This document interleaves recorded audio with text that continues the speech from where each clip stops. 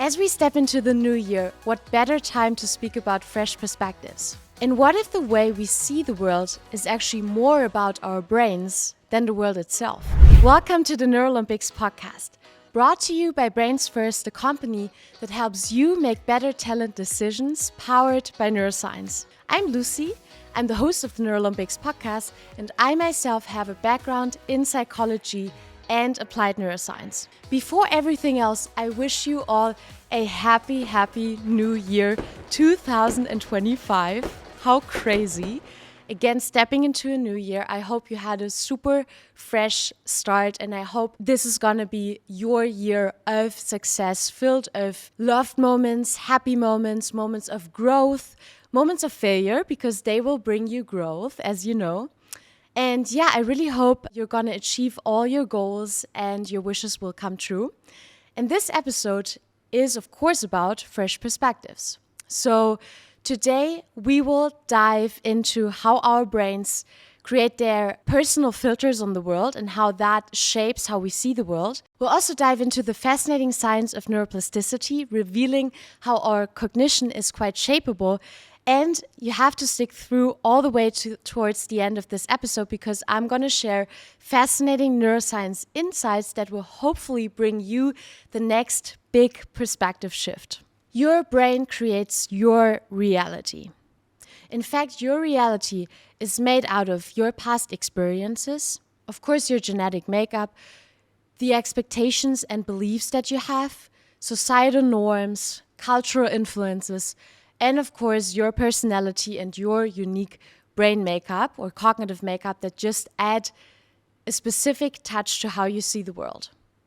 But really, the people that you surround yourself with, the physical environment that you are exposed to every day. So let's say are you living in a city?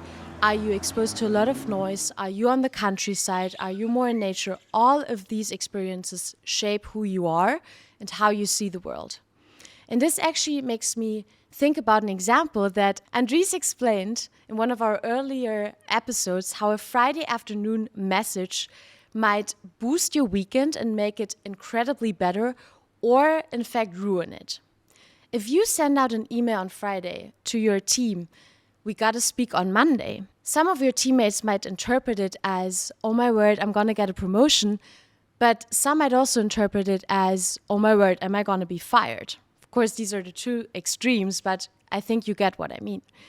And really how you interpret a message depends on how you woke up in the morning, how you feel in that situation, what is your current mood, and also the past experiences you had with, let's say, your boss. Maybe you have been going through a stressful time. You're way more likely to interpret this message negatively as if you went through a very positive time currently. Projects are going really well, you're getting a lot of praise, then you might just interpret that message as very positive. The point I want to make is you don't see the world as it is, and sometimes there is no as it is, because our messages are just ambiguous and open to our interpretations, but you see the world as you are. Experiences really shape how you respond to situations, because neural pathways are created with what you experience, and then the brain creates automatic responses to it. I'll give you an example, because it's really a beautiful function of the brain. It's really protective, but it can also lead to wrong interpretations of reality. You might have heard of the very famous brain structure, the amygdala. It's linked to fear, or it's known for fear, and it's really involved in fearful behavior, in anxiety, in dangerous situation. It attaches the emotion of fear to it. And here's an example. Maybe you've been through a lot of meetings recently with your colleagues, with your boss, and you consistently brought up questions. You consistently brought up insights, but you've been talked down, or your responses weren't really appreciated. So now, on a different day, your boss or your colleagues are approaching you, and you might just get really stressed.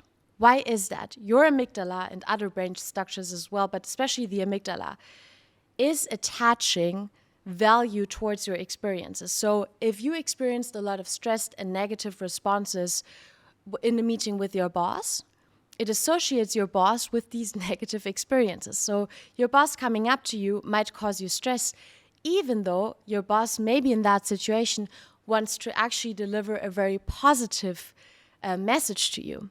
But because your brain has learned, it's really nice, your brain tries to constantly predict, and it has learned to associate your boss with these negative responses, you might just really interpret the situation wrongly. And how you see the world is also shaped by mental shortcuts that we call biases.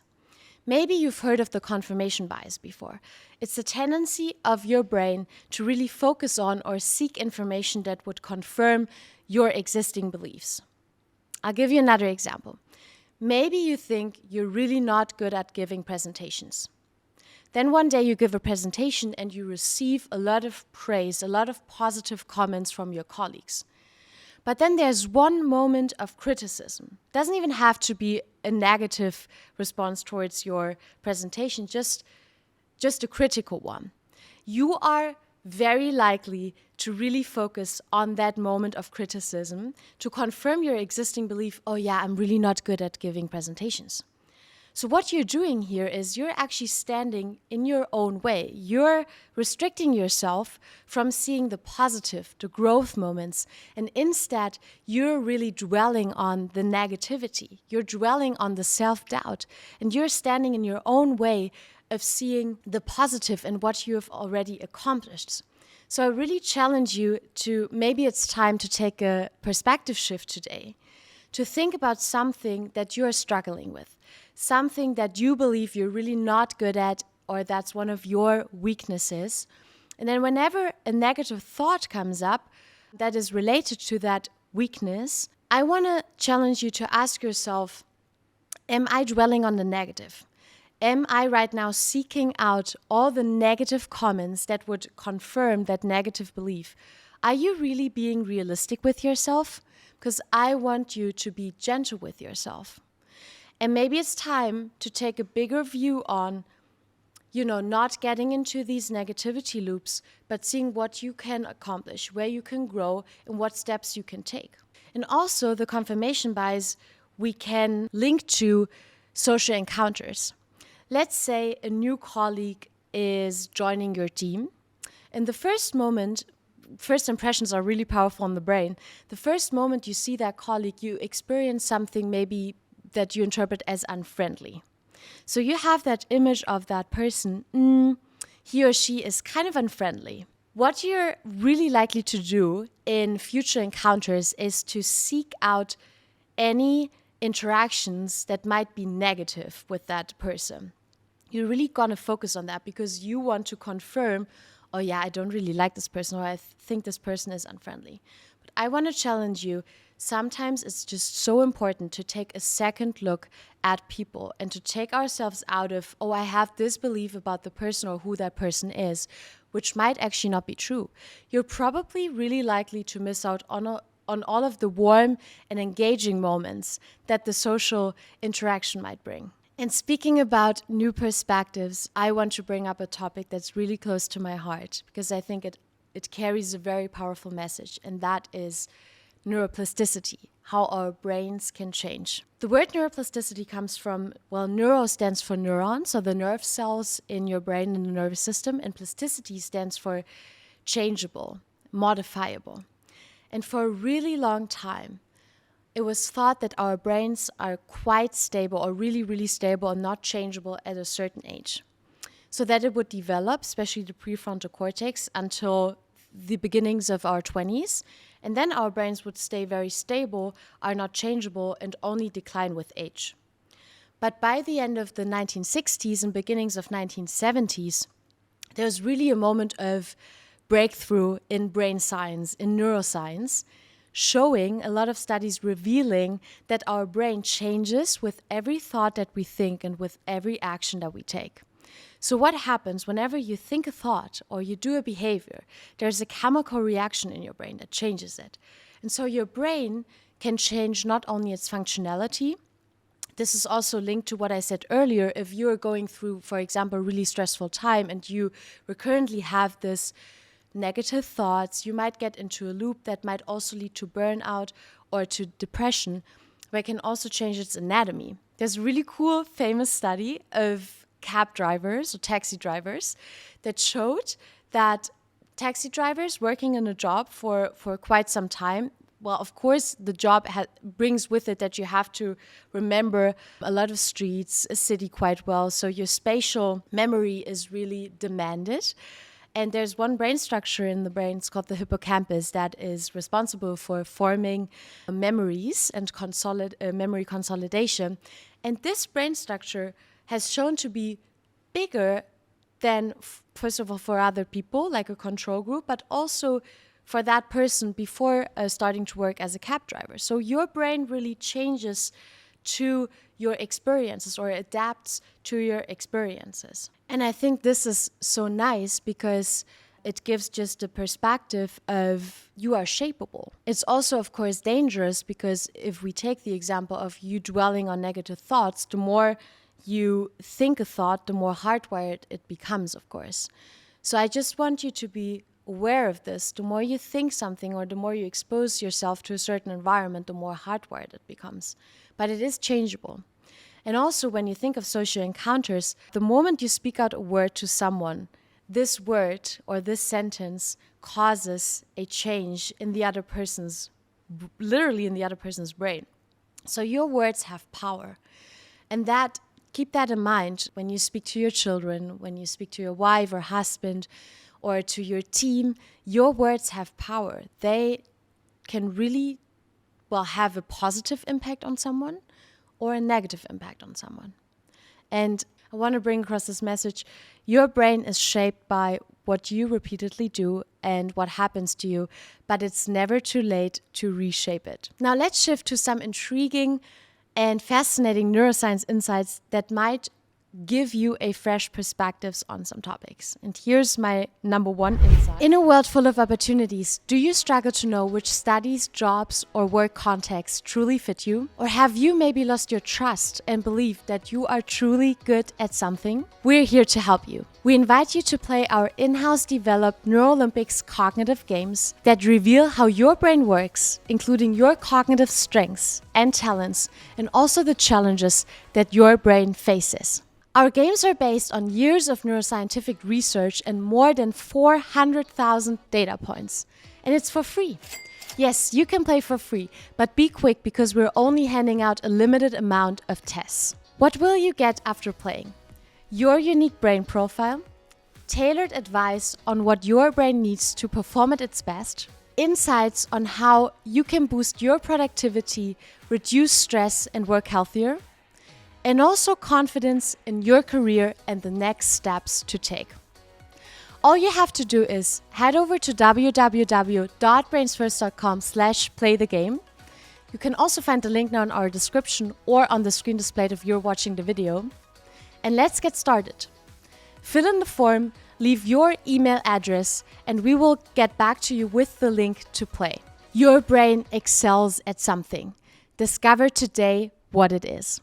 Our brains overestimate the risk that comes with new situations. So earlier we spoke about the amygdala, and your amygdala is really quick to recognize any danger in your surroundings.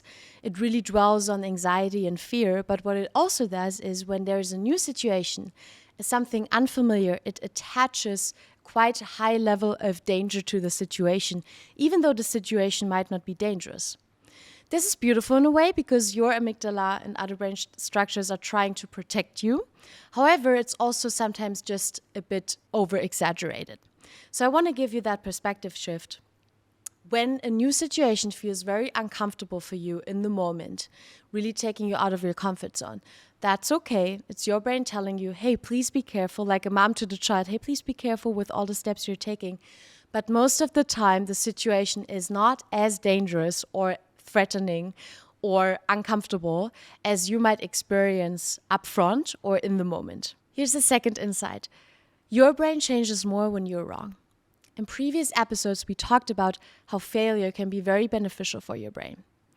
When you're committing a mistake or doing something seemingly wrong, some of your brain structures, for example, the anterior cingulate cortex, they signal an error signal, and they help your brain to prepare and to adjust and to improve and to learn from the situation so that you are unlikely to commit that same mistake again. So when you're doing something wrong, your brain is very, very active in the background, trying to do anything it can so that you're not going to expose yourself to the same situation again. And here's your perspective change. Failure is not your enemy. It's your brain's way of preparing yourself for the next big success. Here's the third insight. You might be most productive during breaks. Yes, it's true. I think we often have this distorted image of productivity. We need to get things done, as many things as possible, in as little time as possible. However, your brain is doing something really, really cool when you're taking a break. And I mean a real break. So don't take a break away from your work, but then sitting on your phone, because your mental resources are going to be depleted just as or almost as much as if you would actually engage in your work. What I mean is what Ilya, for example, shared in our Christmas special episode, take a shower, or what Andries said, take a stroll through the woods.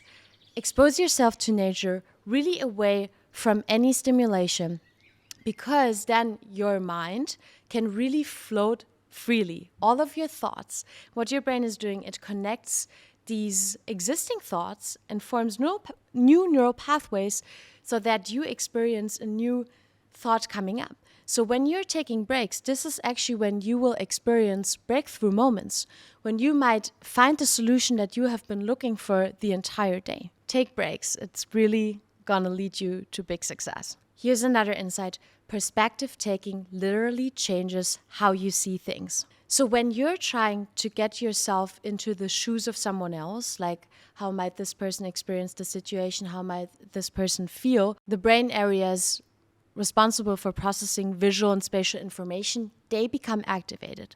So what does that mean? When you practice empathy, this will help you to really understand the needs of others better and actually help you to change your own perspectives, to get a bigger perspective. I want to encourage you in moments of conflict or decision making, try to really put yourself into the shoes of others. It will help you to literally change your perspective and literally how you see things. Here are 2 more insights.